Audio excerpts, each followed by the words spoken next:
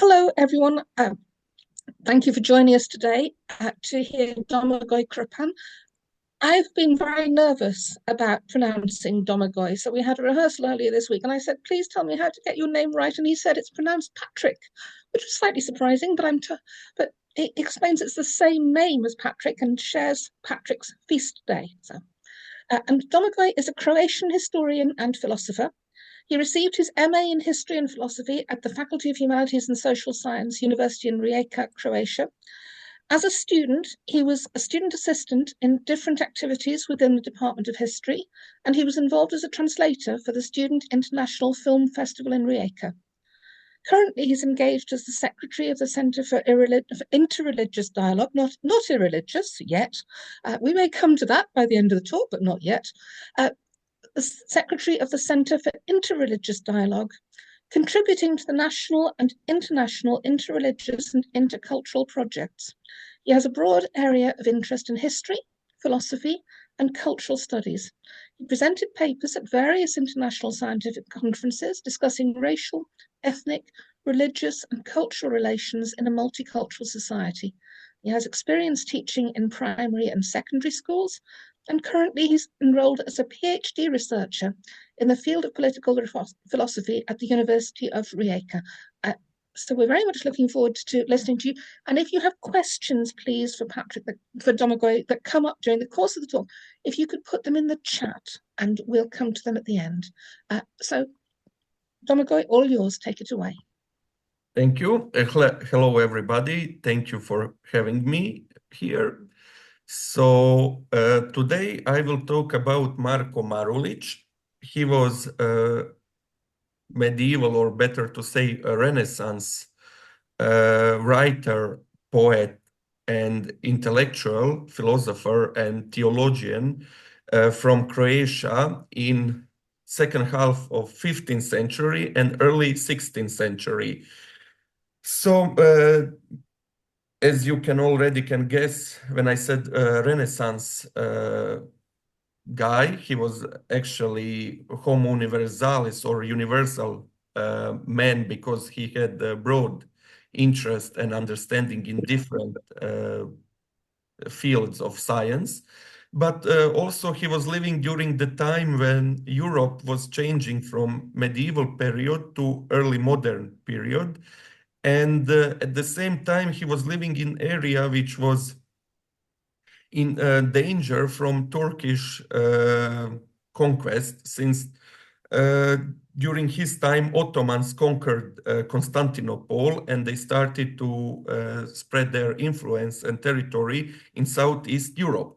Marulić was born in Split, that is today in Croatia, but in that time it was part of Venetian Republic. And as you can see, the city is actually a coastal city, and originally that was a palace, a Roman palace, which was built for Roman Emperor Diocletian in late 3rd century.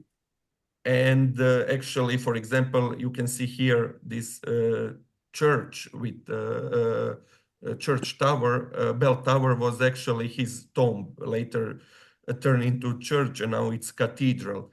There aren't many information about his private life. We don't know where he studied, but people are sure that he studied abroad, because later he became lawyer and judge in Split, so he must finish some university somewhere, probably in today Italy, but nobody knows where. Marulić never married and had any kids, and he was known as a person who was very devoted to Christian way of life, although he never became the priest. The reason why he became so devoted and thinking about saving soul and afterlife was after the death of his younger brother, who was, well, we can say a party animal in today's terms, because his brother liked to drink, gambling, and well, let's say enjoying spending time with the women you shouldn't be spending time if you living a good Christian life. But anyway, after a death of his brother, Marulić turned to memento mori, or remember death, so that this life is very short and that you need to think about salvation of your soul. So Marulić can be understanding in that terms, but also he's worried about a life was because of Ottoman or Turkish conquest. So here we have two maps. On the first map, you can see that this area here was conquered by Ottomans by the time he was a teenager, while on the second map, this black line is showing actually a border that Turks conquered when he died. So actually, Split was a frontier. It was a border town between the Venetian territory and Ottoman Empire. And Marulić was very afraid for Croats living in the area. And that's very interesting because most of the upper class in these communes near the sea that was under Venetians are always trying to be more Venetians, more Italians. So actually Marulić thinking about Croats and always thinking about about himself as a Croat is very interesting because being Croat was considered being Slavic, so being like, well, not educated person. Everybody want to be more Italian or Venetians in that sense than being Croatian. Marulić, there are two reasons why Marulić was so concerned about Croats. The first, as I said, was the Ottoman conquest. And second, he wanted to educate people, but not only those who can read Latin, but also those who can read Croatian or understand Croatian language. So many of his works were actually, especially poems, were written in Croatian language. So the other people who are not well educated or go to schools can understand and appreciate it. And also, since he tried to educate people about, in that time, concerns, he always tried to have some moral of the story in that sense. So in Croatian works, there we can say there are anti-Turkish poetry. So the first one, Tuženje grada Jerosolima, or Jerusalem's Lament, is actually a poem written from the perspective of Jerusalem. So the city itself is telling a story that the Jerusalem was conquered by Muslims, and now Muslims are attacking Europe, and that the city is hoping that European rulers will unite and start a new crusade to liberate southeastern Europe and the rest of Middle East from Muslims. And also in this song, in this poem, Marulić is very critique of the Pope because he believes that he believed that Pope didn't do much to unite the Christian rulers in that time, because during this period there was a lot of wars between the French king and the Habsburg monarchs. So actually the Western and Central Europe was already in a conflict between themselves instead of fighting Turks, Muslims, and it will only get, from a Marulić perspective, worse when the Reformation starts. The second poem is Molitva suprotiva Turkom, or a prayer against the Turks. And as you can guess, the name itself telling you what is about. So it was like prayer against the Turks. And it was a story for Croats that they shouldn't lose hope in God, and they must continue to resist Turks or to convert to Islam. And finally, you have Judita or Judith. It is actually based on the Old Testament story about Judith. She was a Jewish woman living in one city when they came under the siege from the Assyrian army, and Judith decided to save a city by dressing nicely and trying to seduce the enemy general. And when the general get drunk, she cut his head, and the army fell apart because, well, you know, if you cut the snake's head, the body will die. So that was her philosophy, and it was actually, according to the book of Judith, it was successful. And the moral of the story for Marulić was that Croats should also fight against Turks and trust in God, because God guided Judith and helped her defeat the enemy. So if Croats believe in God, he will help them defend against the Turks. Other poetry is Susanna. It's also Old Testament story about a woman who was accused of adultery, but Prophet Daniel saved her, proving that she was innocent. Then you have Carnival and Lent. So it was written for common people, because Carnival is in Croatia sometimes called the fifth season. So spring, summer, autumn, winter, and Carnival period.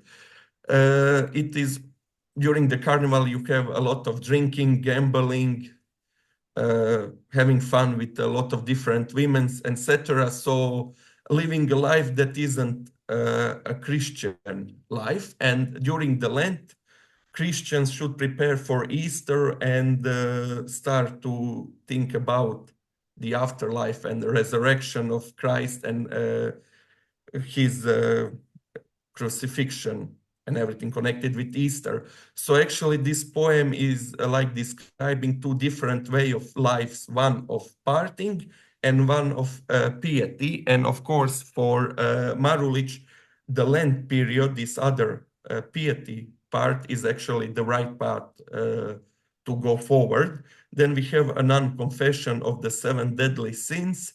It is more a humorous poem about 7 nuns.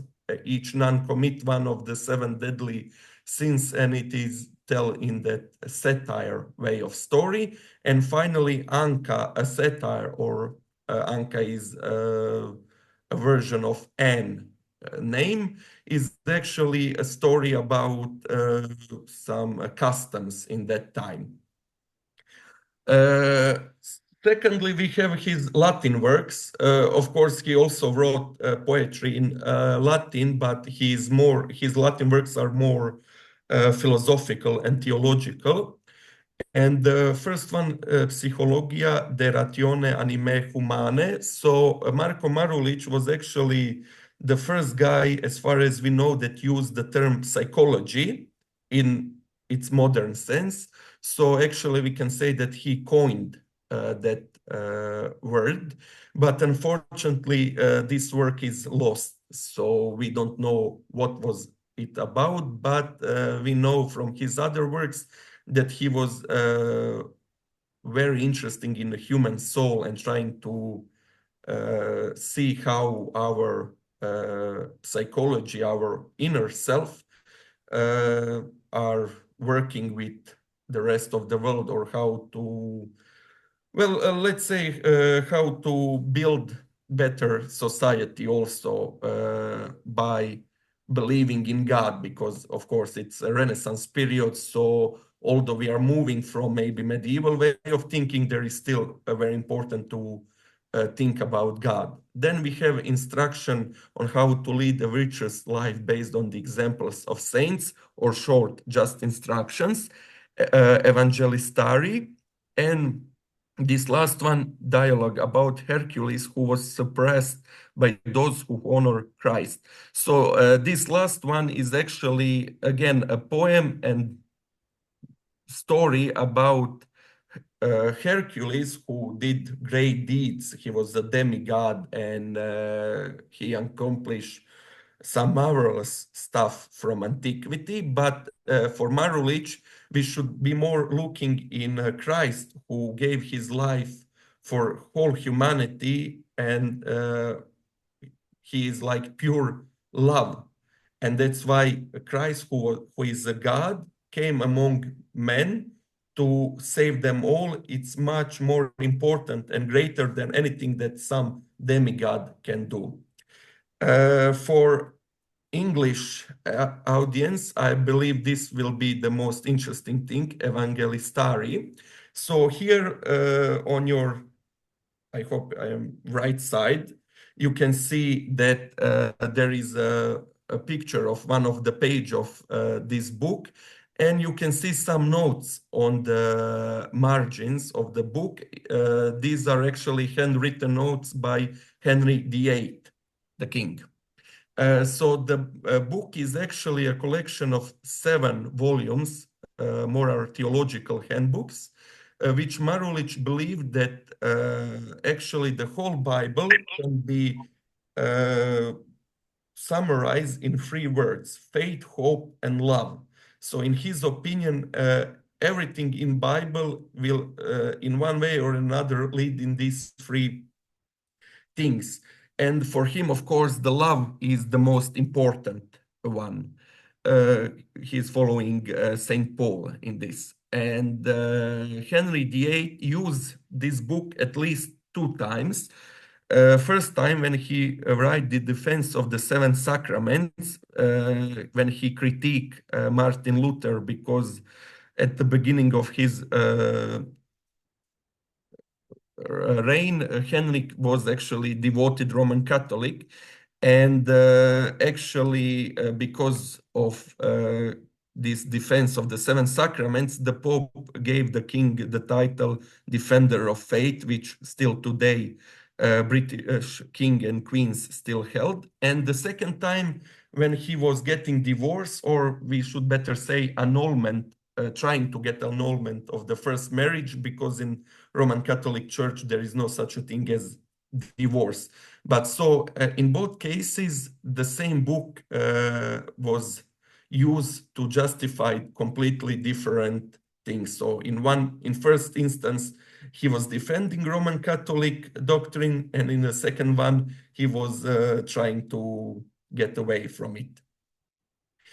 But this actually can show you how important Marulić's work was for that time, when actually it was because of these notes in the book from King himself. It's showing you that he didn't, the Henry didn't only read the book, but that actually he really studied very carefully the book.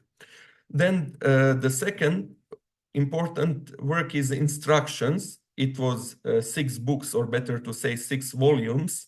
It should represent 6 days of creation according to Bible, and it's a compilation of around 150 books and 100 authors. The correct number is hard to determine, because in Renaissance period people didn't write references like today. You need to reference everything if you don't want to be accused of plagiarism. So this is at least 100 authors that we are sure they were working on this, that he used when he was creating this book. And this book was very popular among Roman Catholics and Protestants, but the book was also under Inquisition scrutiny, because a part of the book 4 needed to be purified. So Marulić claimed that lying may sometimes be illicit, although always undesirable. So according to Marulić, lying is sin. He's following the Bible. You should never lie. However, in some instances, maybe you should, well, he didn't say lie, but you should tell a different story than the truth, because you are stopping the greater evil. So for example, if you have a friend, let's call him John Smith, and he came knocking on your door and said, please hide me, there is a crazy man with the axe trying to kill me, and you hide that John Smith, and like 10 minutes later, the crazy guy came knocking on the door and asked you, did you see John Smith? And you say, no, I don't know where he is. So for Marulić, you are justified here to not tell the truth, and we can accuse you of lying, but you save your friend's life, because we have a crazy guy who is trying to kill him.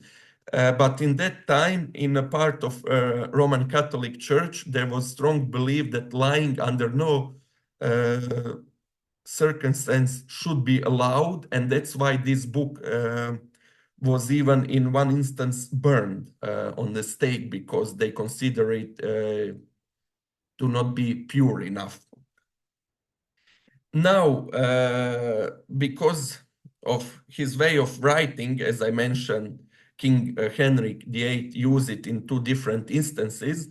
Marulić was actually, and his work was read by Roman Catholics and by Protestant, because Marulić died before the real Reformation started. I mean, he was still alive when Martin Luther started the Reformation, but all those important things about Reformation happened after he died. So Marulić wasn't so maybe well into Reformation, but he followed the goal of 15th century church, the renewal of Christianity. So in that time, a part of the Western Church or Roman Catholic Church tried to renew the Christianity and change the things that were happening in the church. And later they will split to Reformation side and those who will stay loyal to Roman Catholic Church and the Pope. Marulić believed in the gospel truths, so actually, and theology of piety. So actually, he believed that whatever you do, you need to find your deeds should follow the Gospels and the Bible. And that's why he could be read by Protestant and the Reformation side of the Christianity in 16th century, because they followed the rule, nothing but scripture. So nothing but Bible and Gospels. What was the same belief system as Marulić had. And also he warned against simony and immorality among Roman Catholic priests, and also in some cases he criticized popes. So actually his work was used by Protestants because they see that Marulić maybe was a member of Roman Catholic Church, but he didn't follow every command of the Pope and high clergy. And for example, these instructions were later for counter-reformation very important. So Saint Francis Xavier, who was sent to Asia to spread the Christianity there, took only two books with him, the Bible and the instructions from Marulić. And when he died, he even wanted to bury it with Marulić work, but they decided to return the book back to Madrid, to his monastery, and the book was there for the next 400 years. Unfortunately, during the 1930s, when there was civil unrest in Spain, the monastery was set on fire and that part of the library burned. But in any case, if we don't count the Latin editions of instruction, between 1563 and 1702, we have 12 Italian editions, 13 German, 6 French, 2 Portuguese, 1 Icelandic, 1 Czech, and probably 1 Japanese. For Japanese version, we are not sure, is it actually Marulić work or is it a compilation of many different works, including Marulić. But I believe that this Icelandic edition is actually very interesting because the book was published in Icelandic in 1601 or 1602.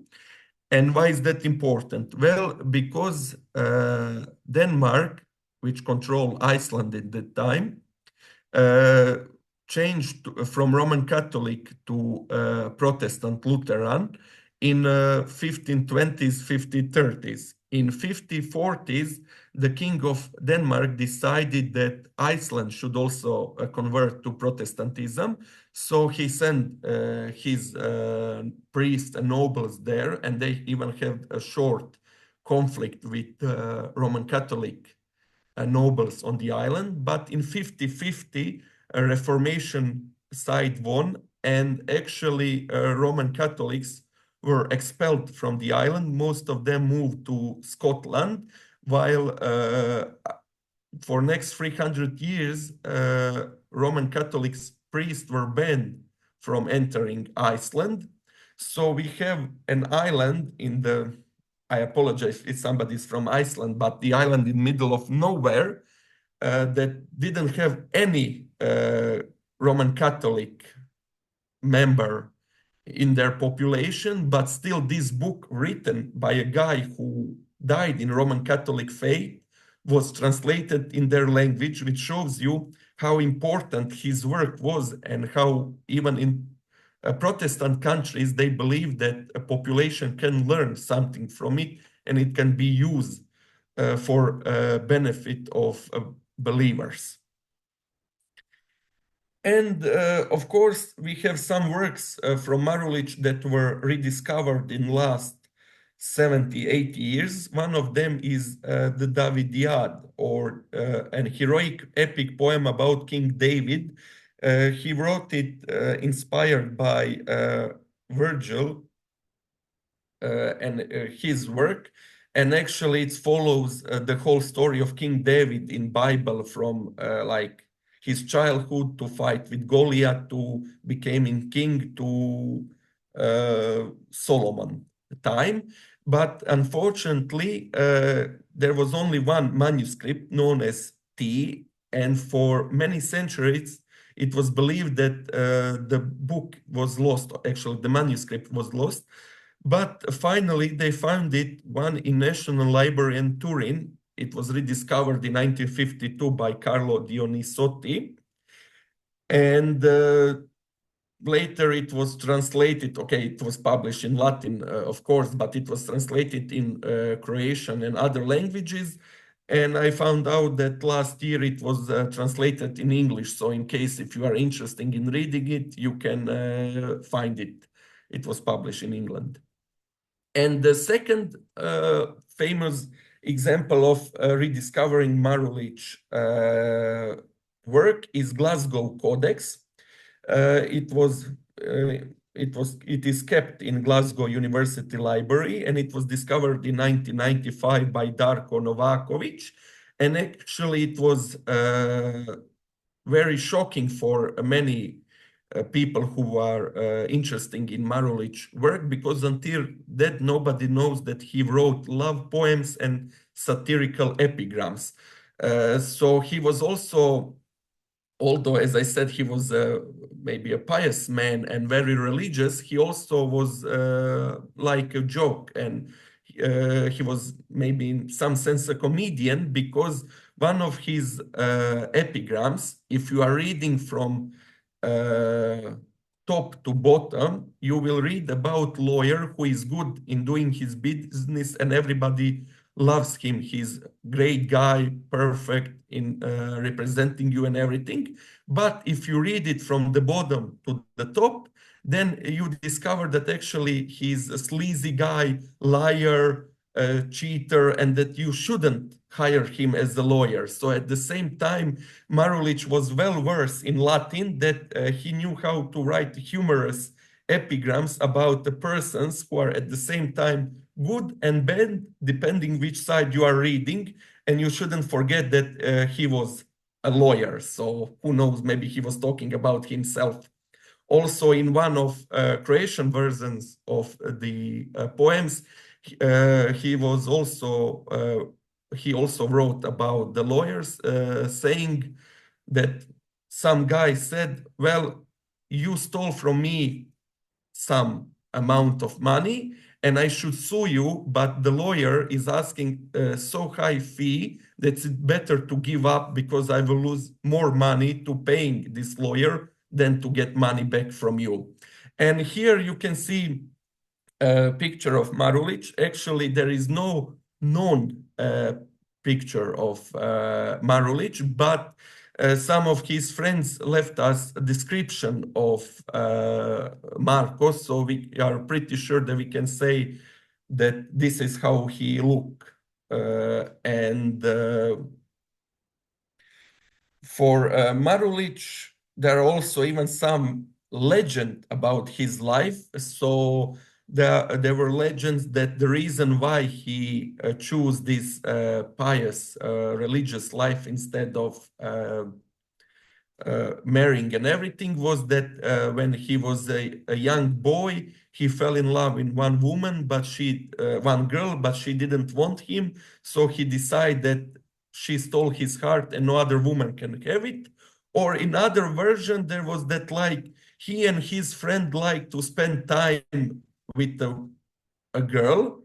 So like one night, Marko was spending time with the girl and the friend was watching and keep a guard if her father was coming, while in the other night was Marko guarding and this friend spent time with the girl. But one night, father came early and he actually killed Marko's friend.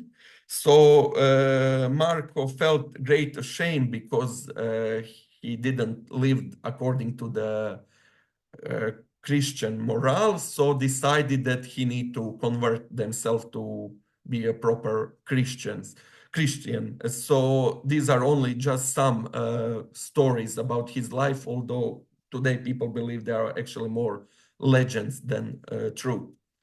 And finally, maybe to give some kind of sum up about him and conclusion, well, he was, as I mentioned, very important intellectual in late 15th, early 16th century. He was read from like cardinals, kings, Reformation people, Counter-Reformation, everybody read him. So there is probably a question, why isn't he known so much later or today? What's behind that? And now to answer that question, I could choose the path of talking about, well, Croatia is a small country, we don't have strong marketing or PR, but in my opinion, I think that Marulić had the same fate as most of the intellectuals of Renaissance period, because today, when we are talking about Renaissance, we are talking more about art than we are talking about some philosophical concept from Renaissance. If you ask ordinary person, name me few important Renaissance authors, they will mention Shakespeare, Cervantes, cool, but they are writers, they are not philosophers. They can mention Michelangelo, Raphael, etc., but they are artists, they are not philosophers. And they can mention Galileo, Copernicus, Kepler, but they are physicists, they are not philosophers. And who we have from philosophy from that period that it's still relevant today. We have Niccolo Machiavelli, Prince, and it's actually more about how to rule than some other, so political philosophy than other fields. We have Thomas More, Utopia. It is again a political work, a political philosophy than some other area of philosophy. And finally, we have Sir Francis Bacon, who is the father of empiric theory. And all these three guys were actually more interesting in everyday human relations, who are you need to explain by reason and not so much talking about God, because Marulić, Erasmus from Rotterdam, Martin Luther, all of them were also not only theologians, but also philosophers, but their philosophy was more grounded in God is the answer. So like they didn't question, does God exist? For them, yes, God exists, and Christian God is the right God. And since in early modern period, philosophy started to focus more on the reason than on the beliefs, all these guys actually fell from the map. They aren't interesting anymore.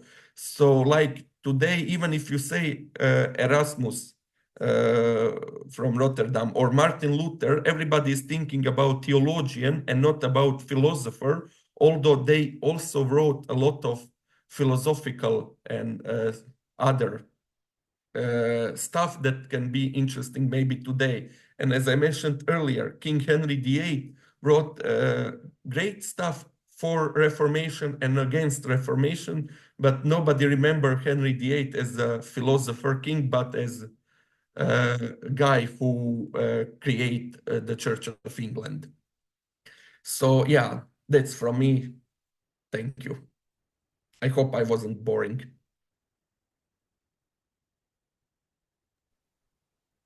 Okay.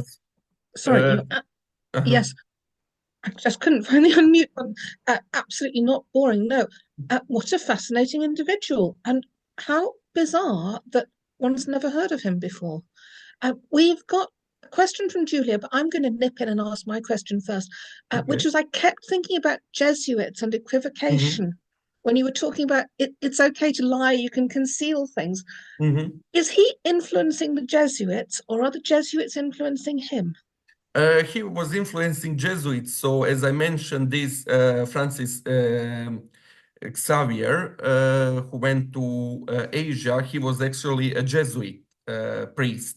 And during the Counter-Reformation, Jesuits read his books a lot. It was actually like one of the obligatory books to read for Jesuits in that time during the Counter-Reformation period. So all the seminary in Jesuit monastery had his works, copies of his books, so they can read it. So yeah, he influenced them in a way.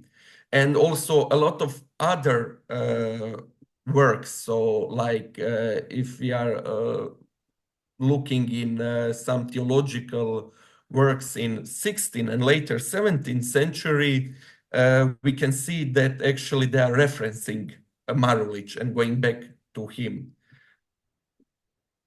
Yeah. That's weird, isn't it? How someone can fall off the radar. And I just wondered if it was because somebody else had nicked his ideas.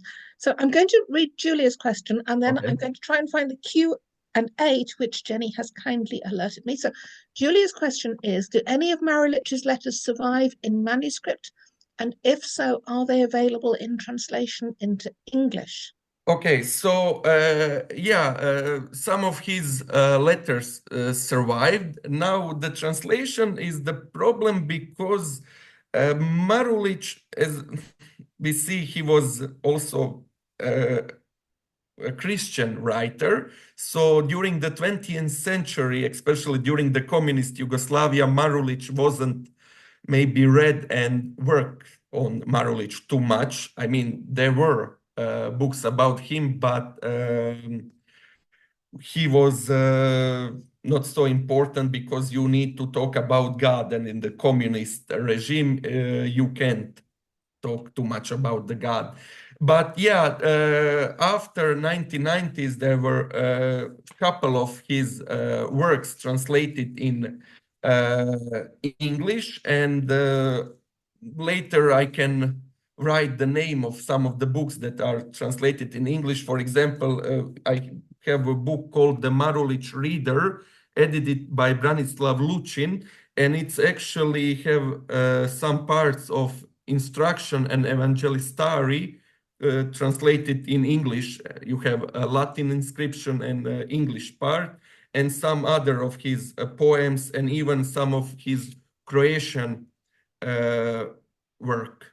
But unfortunately, in Croatia, there isn't enough money for cultural and educational things. Each time when they need to cut the budget, we are the first to be cut. So actually,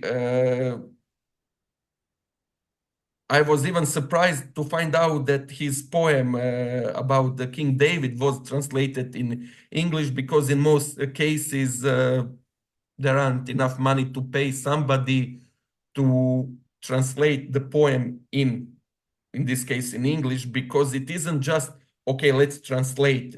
You need to understand the language, Latin of 15th century, to make a correct translation and to keep the pace, you know, because it's poems.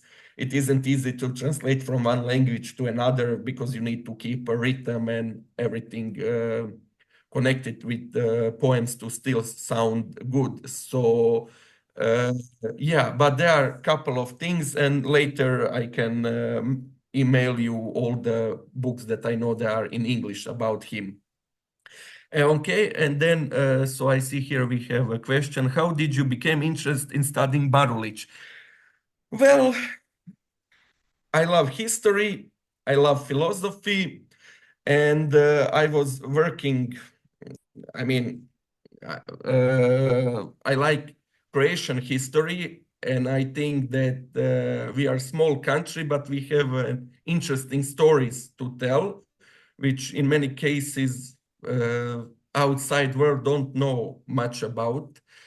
And especially since I was working with my friend on one project about this religious dialogue and everything, I started to read about old works of some, I mean, not only Marulić, but some Muslim theologians from that period. But because I was reading Marulić, I discovered that, well, actually, this guy was writing, how to say that, simple. I mean, all his works are very simple.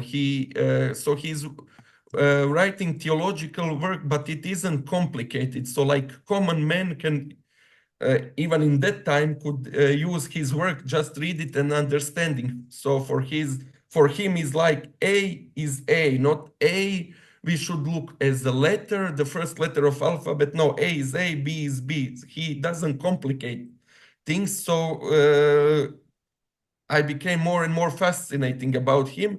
And also in schools, when we are talking about Marulić, we are mostly talking about his poetry in Croatian, because this Judith poem is very important for Croatian language, because it was the first big poem written in Croatian, although it was written in Croatian dialect, Čakavština called, and Čakavština is really hard to understand today if you don't speak that dialect. Just to compare you with something, imagine if you are reading a 15th century poem written in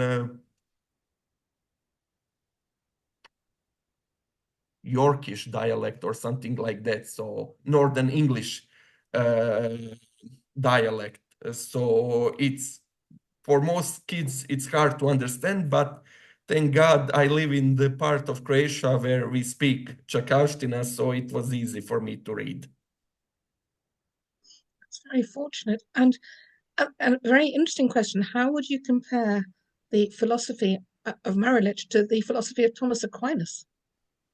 Okay. So Marulić is in one part following his way of thinking, but also he's a critique of that scholastic philosophy, because he's, as I said, a Renaissance author. So in Renaissance, there are already critics of scholastic, but the way he's following Thomas is, for example, in this Evangelistarium, he said that our deeds, whatever we are doing, must follow our will. Our will must follow our reason, and our reason is given by God. So similar to Saint Thomas, who is also looking like that. So God gave us reason. So in a sense, he is also following Aristotle and Greek philosophers. And in many of his works, there are actually compilation of Greek Roman philosophers and the Christian theologians. So if you are carefully studying his work, you can see that he isn't only using Christian theologians and philosophers from Middle Ages, but he's using even older philosopher from antiquity. And in that sense, so again, Thomas' work became the base for Roman Catholic Church even today. But Marulić, because he is also a critique of the Pope and the way how Roman Catholic Church operate in 15th and 16th century, is showing disagreement with Thomas in that sense, because he believes that Roman Catholic Church needs to reform, but he still believes that reformation should happen inside the church, not by splitting the church, in his opinion. And also, there is even one letter he wrote to Pope when he's again critiquing this Pope. He isn't doing enough to protect Croatia and Croats from Turkish invasion. So again, in his he even has that doomsday is near mentality, because he really believed that since there is a split between Christians in the West, there is a Muslim invasion in Europe, so that like the judgment day is near, in his opinion. So, but yeah, sorry, I went a little bit off the course. So yeah, Marulić is actually using Thomas' readings of the Bible and understanding of the world, but at the same time, he's a critique of some of the church hierarchy and the way church business is done. So it's something in between. He's for and against Thomas. You can see how that might appeal to Henry VIII, because Henry VIII, I don't think, ever really accepted that he was having a reformation. He thought he was still treading the right Catholic path. It was just, unfortunately, everybody else, including the Pope, had gone wrong. Yeah. And also, I mean, the reason why, let me be clear, in Middle Ages, annulment of marriage between the kings and everything was, well, common thing. The Pope often granted. I mean, the 100 Years' War was also connected because the Queen married 2 times, once for a French king and second time for the English king. But in the moment when Henry VIII was asking for his divorce, the Pope was the prisoner of Philip V of Spain, who was actually a nephew of Catherine of Aragon. So it wouldn't be very wise from the Pope to decide that the marriage should be annulled, because he can lose the head, because the nephew is keeping him under watch. And also, yeah, Henry VIII actually believed that the reason why they cannot have kids is the divine punishment, because Catherine was his brother's widow, and that like marrying his brother's widow is actually against the church law, and that he's punished for not being able to have more kids.